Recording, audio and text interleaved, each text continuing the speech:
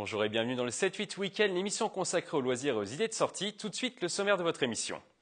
Musique, la 28e édition de l'Estival de Saint-Germain-en-Laye a débuté. Une vingtaine d'artistes se produiront sur scène pendant ce festival. Parmi eux, des têtes d'affiche comme Barbara Hendricks ou encore les Frérots de la Vega. Les détails dans ce magazine. Forêt de Rambouillet, c'est actuellement la saison des amours pour les cerfs. Vous pouvez observer ce week-end le fameux brame de l'animal à l'espace Rambouillet. Reportage à suivre dans cette édition.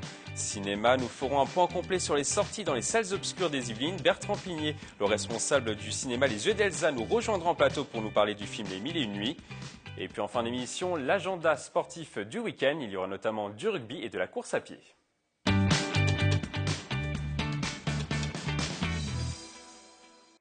Mais avant de développer ces titres, nous allons parler d'un jeu. Ce sera une première. Ce week-end, une Murder Party va être organisée dans le parc du Château de la Coudre à Montigny. L'événement est programmé ce dimanche de 15h à 17h. Pour nous expliquer le concept de cet événement, nous recevons sur ce plateau Françoise Decelles-Deller, l'une des responsables de l'événement. Bonsoir. Bonjour.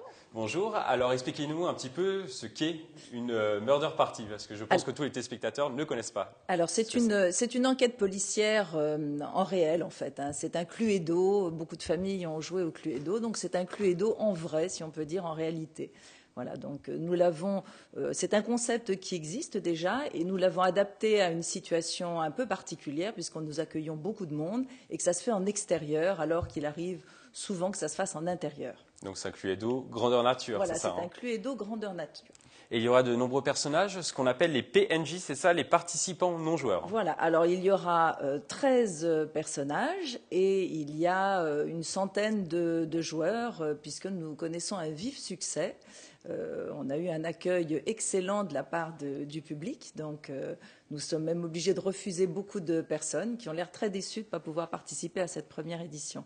Et les PNJ seront déguisés peut-être, c'est ça? Alors les PNJ ne sont pas vraiment déguisés, ils sont accessoirisés parce qu'on situe ça de façon contemporaine, donc ils ne sont pas déguisés.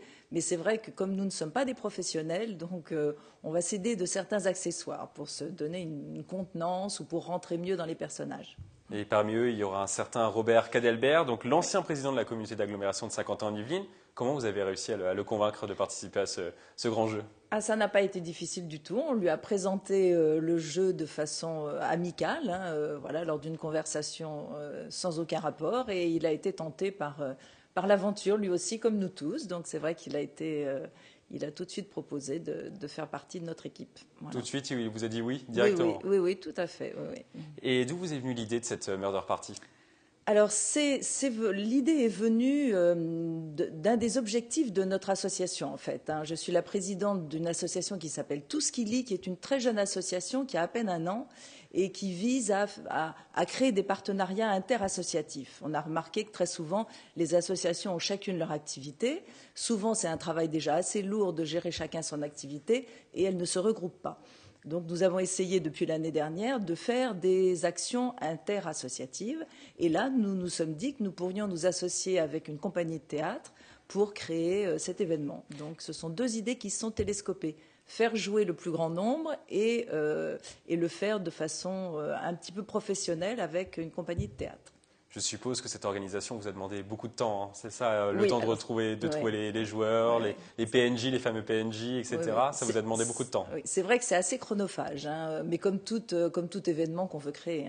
Et c'est extrêmement sympathique parce qu'il y a beaucoup de gens qui ne se connaissaient pas et qui travaillent ensemble. La démarche elle-même est déjà un plaisir avant même le jeu de dimanche. C'est une première, je le disais tout à l'heure. Oui. Est-ce qu'il y aura beaucoup de monde pour cette première? Alors nous avons refusé depuis 3 jours, nous refusons beaucoup de personnes parce qu'on s'était mis comme chiffre limite 100 personnes et nous l'avons largement dépassé. Donc voilà, le jeu est au complet pour le nombre de joueurs, mais nous ferons une autre édition vu le succès. C'est donc qu'il y a une vraie envie de jouer pour les habitants de notre territoire. Et c'est plutôt des familles qui se sont inscrites peut-être pour ce jeu? Je crois que c'est très varié. C'est tout public, tous âges, toute configuration. C'est un jeu qui se joue en équipe, donc c'est aussi le moyen de lier connaissances pendant le jeu. Donc c'est vraiment quelque chose d'extrêmement interactif. Donc vous le disiez, c'est complet, mais C'est complet. est-ce que quand même on pourra assister à ce Cluedo géant? Alors, ce qu'on a proposé à quelques personnes, c'est éventuellement de venir se promener, d'autant qu'il fera beau, donc c'est une belle occasion, de venir se promener dans le parc de la Couledre et comme ça de sentir un petit peu l'ambiance du jeu et de prendre un petit air de jeu éventuellement. Et vous le disiez, il y aura d'autres murder parties. Et nous, bien sûr, oui, nous allons programmer une murder party d'ici quelques mois à nouveau. Oui, le succès. Oui, Toujours sur le même principe, toujours la même chose, ou il y aura peut-être des petits aménagements Alors, il y aura sûrement un aménagement déjà sur l'organisation, c'est-à-dire qu'on essaiera de le faire à l'intérieur et non pas à l'extérieur, parce que déjà là, c'était un petit peu risqué, donc on s'avance vers une saison moins propice. Donc, on essaiera de le faire en intérieur et puis de tout renouveler. Donc, voilà. Nous allons y retravailler. Merci beaucoup. J'espère qu'il y aura beaucoup de monde pour cette première. Apparemment, c'est gagné. Merci bien. On va maintenant parler musique dans le 7-8 Week-end.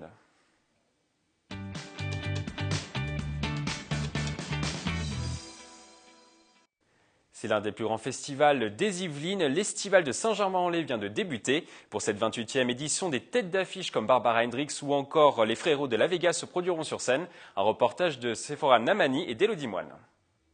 28e édition pour l'Estival de Saint-Germain-en-Laye, un festival éclectique qui défend la chanson francophone sous toutes ses formes jusqu'au 10 octobre. On est en France, que je pense que la plupart des jeunes qui viennent au spectacle aiment bien aussi comprendre ce que leur disent les artistes. On l'a bien vu là avec Alexis HK ou Barchella ou Lior Chouve pour le début de ce festival. Quand il y a des paroles, qu'elles sont intelligentes et qu'elles peuvent apporter quelque chose aux jeunes et avec une belle poésie, on préfère que ça soit en français.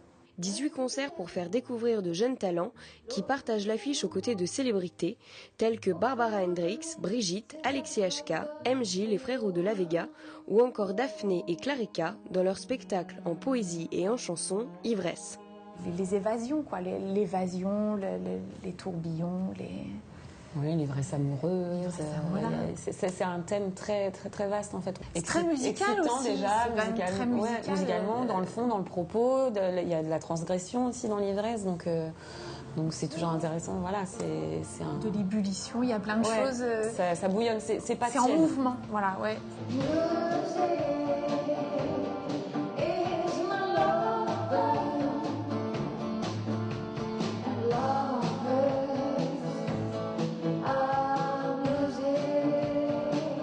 Tous les ans, l'équipe de l'Estival met en lumière le travail d'une association caritative ou humanitaire en lui apportant un soutien médiatique et financier par la vente de produits dérivés du festival.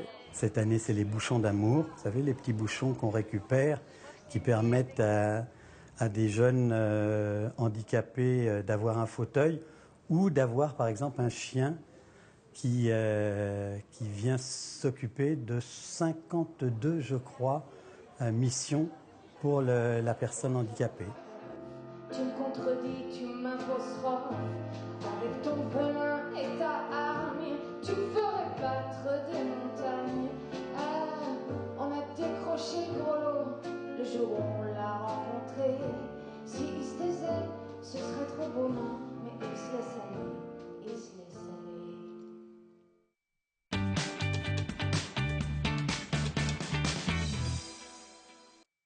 C'est actuellement la saison des amours pour les cerfs. Dans les bois, vous avez peut-être entendu son brame. Caractéristique de cette période, à l'espace Rambouillet, des visites sont organisées ce week-end pour observer les animaux et les écouter. Mais il faut s'armer de patience. Un reportage de Camille Lambert et de Mélanie Poquet. Tous les ans, de fin août à début octobre, un râle profond résonne dans les bois. C'est le brame du cerf. À cette saison des amours, les mâles se défient en combat pour régner sur une harde de biches jusqu'à l'épuisement. À la fin du brame, les animaux les mâles qui ont participé activement à ce brame, ils sont extrêmement affaiblis et certains ils peuvent perdre jusqu'à 20-25% de leur poids. C'est pas une période de plaisir total, on va dire, pour eux. Chevreuils, daims ou sangliers, près de 200 grands animaux peuplent ces 250 hectares clôturés de l'espace Rambouillet. La densité est 10 à 15% supérieure à celle d'une forêt classique, mais à cette période, c'est bien le cerf qui est la star. Photographes et amoureux de la nature se pressent pour écouter le roi de la forêt. Patience et observation sont les maîtres mots. Le premier conseil, c'est de prendre du temps, Donc c'est d'avoir au moins, d'y consacrer 3-4 heures, de venir ici en forêt sauvage. Alors l'idéal, c'est de pouvoir accompagner des visites le matin tôt ou en soirée. C'est des périodes de concentration, on va dire, pour le brame. Mais sinon, c'est aussi possible en visite libre, la journée, où les animaux vont quand même bramer.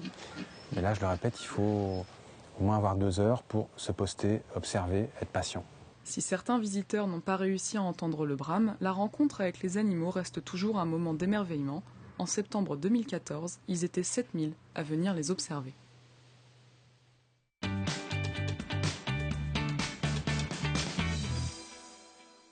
Vous voulez transformer ou aménager votre jardin? Cet événement pourrait vous donner quelques idées et astuces. Un concours paysagiste est programmé jusqu'à ce dimanche à Magny-la-Meau au Jardin de la Vallée. 4 écoles yvelinoises à la main verte et à l'esprit créatif vont s'opposer pour remporter la compétition. Pour nous parler de cet événement, nous recevons sur ce plateau le responsable directeur des Jardins de la Vallée, Étienne Désir. Bonjour. Bonjour. Alors pourquoi organiser cet événement? Alors c'est un événement qui permet de concourir 7 écoles de paysage. Et l'idée, c'est de mettre en valeur la créativité de ces élèves paysagistes. Et justement, c'est peut-être un projet pédagogique avant tout pour ces écoles. Oui. On leur demande d'abord, sur un sujet imposé, de créer un jardin de A à Z. Et au sein d'une entreprise et donc quelque part dans le monde réel. Donc ils vont commencer à dessiner, ça sera validé par notre bureau d'études, donc là il y a déjà un échange avec le bureau d'études, et puis après ça va être la même chose avec les installateurs sur le jardin. Et on les confronte en fait au monde de l'entreprise, hein, c'est ça l'objectif. C'est ça. Donc ils vont retrouver à travers toute la création de leur jardin les différents postes et intervenants dans une entreprise pour arriver au même résultat, c'est-à-dire le dessinateur au bureau d'études, le conducteur de travaux après pour la mise en œuvre et après les ouvriers qui réalisent effectivement le jardin. Et est-ce qu'il y a un véritable esprit de compétition ou on va dire que chacun veut réaliser un beau jardin tout simplement? Alors, à présenter au public. Eh bien les deux. En fait, on s'est aperçu que finalement les écoles se prenaient vraiment au jeu. Et je dirais même les élèves, mais autant aussi les enseignants. Ça, c'était assez marrant. Ouais. Et vous, est-ce que vous êtes stupéfait un petit peu par ce qu'ils proposent? Ouais, alors, on a pu le voir sur les images. C'est vrai que c'est quand même assez détaillé. Quand même. C'est ouais. des jardins quand même dignes des professionnels. Ouais. Cette année, on a été impressionné de la qualité des aménagements et puis de l'investissement des élèves. Voilà, vraiment très très investi. Donc cette année, vous avez choisi le thème Jardin de demain. Jardin de demain, voilà. Donc, alors comme thème, il y a les jardins déconnectés, il y a les jardins connectés, il y a le jardin avec le jardin de récupération sur l'écologie. Voilà. Alors chacun a choisi son thème. Il y a pas mal de thèmes différents. Voilà. Et c'est vraiment poussé jusqu'au bout.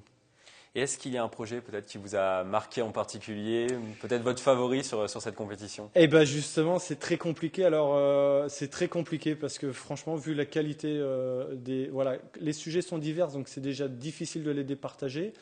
Mais la qualité des jardins fait que je suis content de ne pas avoir à choisir et ça sera aux visiteurs de choisir. Oui, justement, au niveau du vote, ça sera les visiteurs, hein, c'est ça qui votent. C'est les visiteurs qui votent, voilà, dans une urne, et puis on leur transmet les résultats la semaine prochaine. Mais également les élèves, hein, eux-mêmes choisissent un projet autre que le leur, hein, c'est ça? Exactement. Ils vont noter leurs petits camarades et on va faire après un petit débriefing sur chaque jardin. Et chaque école va venir apporter une petite critique à l'aménagement de ce jardin. Voilà. Et la note, ils vont s'auto-noter, donc du coup, ça vient en complément du vote des visiteurs. Et le gagnant sera désigné quand? Lundi, on saura les résultats. Les écoles sont invitées lundi à connaître ce résultat, ainsi que leurs enseignants. Et est-ce que le public va être surpris à votre avis? ce week-end? Je pense que oui. Voilà. Alors, on va rien dévoiler, mais je pense que chaque jardin est vraiment très créatif cette année. Et vous attendez du monde sur ce week-end? Oui, surtout qu'il fait beau, donc ça aide. Voilà, ça aide. On aimerait avoir 800 visiteurs. Vous aviez 500 visiteurs, c'est ça l'année dernière? 550, ouais, on aimerait bien avoir 800 cette année. Ouais. En 30 secondes, est-ce que vous pouvez nous donner envie de venir ce week-end voir ce concours? Oui, je dis à toutes les personnes, je dis aux jeunes qui ne savent pas ce qu'ils veulent faire comme métier, venez voir ce que c'est que paysagiste, parce que c'est vraiment un métier qui est créatif, qui est manuel. Aux personnes qui voudraient avoir un jardin, bien sûr, venez voir ce qu'un paysagiste est capable de créer pour vous. Vous pouvez être très, très, très, très surpris. Voilà. Et puis aux plus petits, il y aura de quoi vous amuser avec des animations. Vous pourrez même faire des petits engins, voilà, sous surveillance, bien sûr. Merci à vous d'être passé sur ce plateau. On vous souhaite d'avoir le maximum de monde possible. Merci. Logiquement, ça devrait aller, vu le temps, comme vous l'avez dit. Voilà. On passe maintenant à notre rubrique littérature.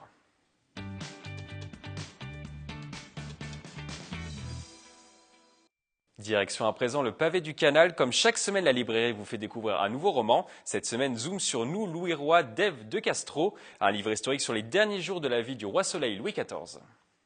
Alors il y a beaucoup de livres qui sortent actuellement sur le tricentenaire de la mort de Louis XIV. Et donc nous, on en a sélectionné un parmi ceux-là. Donc c'est celui-ci qui raconte finalement les 17 derniers jours de la vie du roi Soleil.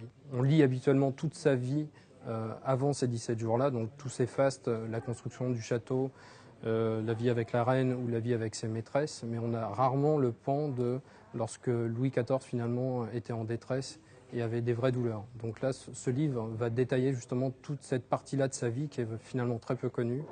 Et donc le bouquin est dissocié en deux parties. Donc il y a les parties où l'auteur décrit tout ce qu'il vit durant sa journée, donc tout ce que la cour peut lui apporter, et toutes les parties qui concernent la nuit, où là le roi part en introspection avec Dieu, avec finalement tout ce qu'il a pu vivre par ailleurs. C'est une vision qui n'est pas habituelle de ce qu'on peut avoir comme vue sur le roi Soleil finalement.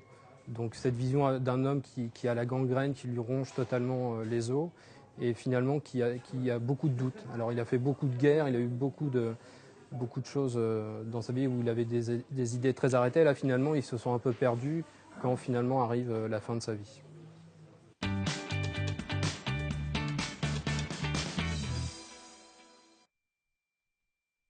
Projette en ce moment sur ses écrans le film Les Mille et Une Nuits de Michel Gomez. Pour nous parler de ce long métrage, nous recevons sur ce plateau Bernard Pinet, justement le responsable des Yeux d'Elsa Bertrand Pinet, pardon, excusez-moi, le responsable des Yeux d'Elsa de Saint-Cyr-l'École. Bonjour. Bonjour. Alors expliquez-nous un petit peu ce coup de cœur, c'est vraiment un coup de cœur ce film pour vous. Oui, c'est vraiment un film particulier. C'est un film qu'on a attendu avant de passer. Il est sorti cet été. Il a été présenté en mai dernier à Cannes, à la quinzaine des réalisateurs. Il a eu son petit succès, évidemment. Et puis, il est sorti juste à l'ouverture de l'été. Et c'était pas forcément la meilleure période pour nous pour le passer. Donc, on le propose un peu plus tard maintenant, avec le temps pour pouvoir le découvrir, parce que c'est un film qui demande un peu de temps. Et qu'est-ce qui vous a plu justement dans ce film? Qu'est-ce qui vous a touché? L'imaginaire du réalisateur qui est vraiment un imaginaire très fort. Ce qui me plaît, c'est tout simplement la folie. C'est ce qu'on peut faire. C'est un film qui montre tout ce qu'on peut faire avec le cinéma. Alors évidemment, on est plus habitué aux effets spéciaux, à toutes ces choses-là.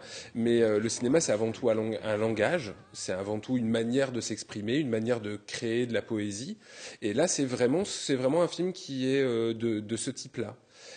C'est un film dans lequel on entre par la voie du documentaire, puisque c'est un film qui se déroule au Portugal en 2012-2013, qui a été tourné pendant que le Portugal vivait un moment d'austérité un peu difficile, même très difficile pour les Portugais. Et le réalisateur avait envie de filmer ça, et puis en même temps, il n'avait pas envie de filmer que ça. Donc il a essayé de créer d'autres éléments et de mettre ça dans quelque chose de plus grand. Et quoi de plus grand que Les Mille et Une Nuits, finalement? Et est-ce que c'est un film qui correspond totalement à la politique des UdElsace-Saint-Cyr-l'École, à la programmation des UdElsace-Saint-Cyr-l'École? Complètement. C'est exactement le genre de film qu'on souhaite défendre. Notre rôle en tant que cinéma municipal et cinéma d'art et essai, c'est de proposer la plus grande diversité possible à nos spectateurs. Donc ça va évidemment du dernier Mission Impossible et évidemment qu'on passera Star Wars parce que c'est aussi ça le cinéma et que c'est un cinéma qui me plaît, qui nous plaît. Mais c'est aussi les films plus fragiles qu'on a pour mission de défendre. Et est-ce que c'est un film que vous recommandez à tout le monde? Évidemment, c'est un film que je recommande à tout le monde. Les plus jeunes n'y comprendront pas forcément grand-chose, mais à partir de 12-15 ans, on peut tout à fait avoir envie d'y entrer. Il faut simplement y aller avec un esprit très ouvert, puisque c'est un film qui n'est pas un film, mais qui est 3 films. C'est 3 films de 2 heures qu'on propose du coup pendant tout le mois d'octobre pour permettre aux gens d'y aller un peu quand ils veulent et puis de faire le chemin dans ce film-là.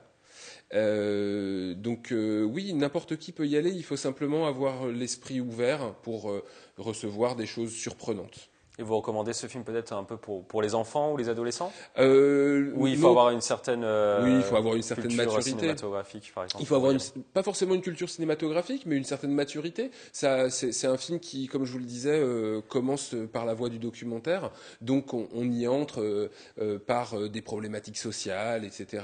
Et puis très très vite, on va tomber dans un récit fantastique, un peu absurde et en même temps inspiré de la réalité, de ce que peuvent être les négociations entre un pays et des institutions mondiales type BCE, FMI. Évidemment, tout ça recréé dans un environnement un peu différent, hein, recréé autour d'une table, voilà.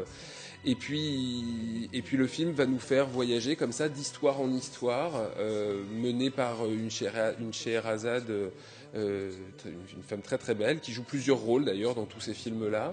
Et qui va donc nous emmener à la rencontre de gens réels, mais aussi de figures fantasmées dans des récits aussi originaux que un tribunal qui se met en place contre un coq qui chante trop tôt le matin, des gens qui vont prendre un bain du 1er janvier, des ouvriers licenciés qui vont se réunir une dernière fois pour aller prendre un bain du 1er janvier tous ensemble, l'histoire d'un homme qui aurait été exclu de sa caste et qui vivrait comme ça un peu sauvage dans la garrigue et qui, grâce à la magie du cinéma, peut se télétransporter par exemple. Donc c'est toute cette folie-là qu'il y a dans ce film-là. Et quels sont les retours des premières personnes qui l'ont vu dans votre cinéma? Surprise et des avis très tranchés en fait. Pardon.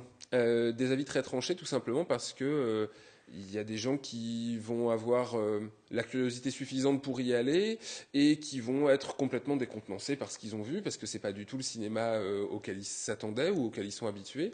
Et puis il y a des gens qui vont être dans la bonne démarche, c'est-à-dire une démarche d'ouverture où on vient au cinéma pour passer 2 heures d'émerveillement. Et l'émerveillement, c'est pas que les paillettes, etc. Ça peut être aussi une manière de raconter. Comme quand on ouvre un roman, on peut avoir envie d'être dans un récit très linéaire et très simple. On peut aussi avoir envie d'être dans un récit plus complexe, plus poétique, plus fou. Donc on l'a compris, Bertrand, c'est un film qu'il faut absolument aller voir. C'est un film qu'il faut absolument aller voir, aussi parce que c'est un film qu'il faut soutenir et qu'il faut avoir la curiosité d'aller vers lequel il faut avoir la curiosité d'aller. Un film qui est 3 films donc. Merci beaucoup, Bertrand Pigné. On reste dans le thème du cinéma. Que pensez-vous des films qui sont sortis cette semaine dans les salles obscures? Nous sommes allés à la rencontre des spectateurs yvelinois après les séances. C'est un très bon film et vous passez 2 heures à ne plus penser à vos soucis et vraiment vous rigolez. En même temps, c'est un petit peu un film à thème, un message et donc vous pouvez penser par certaines choses et puis en même temps, vous rigolez, vous passez un bon moment, quoi. C'était divertissant et il y a beaucoup d'espoir et d'amour à l'intérieur. Donc c'est vraiment intéressant. J'ai vraiment aimé ça. C'était très très bien. Un petit peu triste par moment parce que on se demande si il va s'en sortir notre petit paillet. J'ai bien rigolé, mais enfin c'est drôle, mais tout autant touchant que drôle. Voilà, écoutez, moi je sais pas, c'est s'en remettront, et l'un et l'autre. On verra, l'avenir le dira. Je dirais que c'est un film psychologique. Il y a une tension énorme. Il y a de la violence, une très forte violence, des courts instants, mais très très forts. Après, la fin nous laisse un peu sur notre faim. Après cette page cinéma, on passe au rendez-vous sportif du week-end dans le département.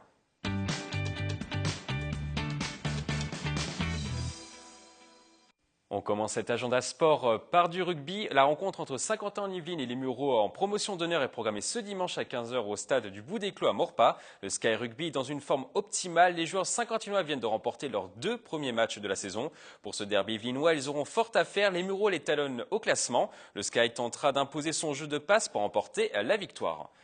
On jouera également en Fédéral 3. Versailles aura l'occasion de se rattraper de son début de saison difficile. Ils recevront Metz dimanche prochain à 15h à domicile pour le compte de la 3e journée du championnat. La victoire devrait être jouable pour les Versaillais. Metz est avant-dernier du classement et a déjà encaissé 88 points en 2 matchs.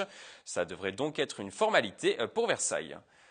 Le trail urbain de Montigny-Bretonneux est programmé ce dimanche à partir de 9h30. Au départ du centre sportif Pierre de Coubertin, la course traverse 8 quartiers de la commune pour un parcours total de 13 km. Il sera également semé d'embûches. Les 250 coureurs déjà inscrits pourront tester leurs chevilles et leur endurance sur la route dans des chemins. Ils monteront également des escaliers. Il y aura également des courses pour les enfants et pour les personnes handicapées à partir de 11h30. Si les téléspectateurs qui nous écoutent veulent s'inscrire, il reste des places. On peut prendre son dossard 15 minutes avant le début des épreuves.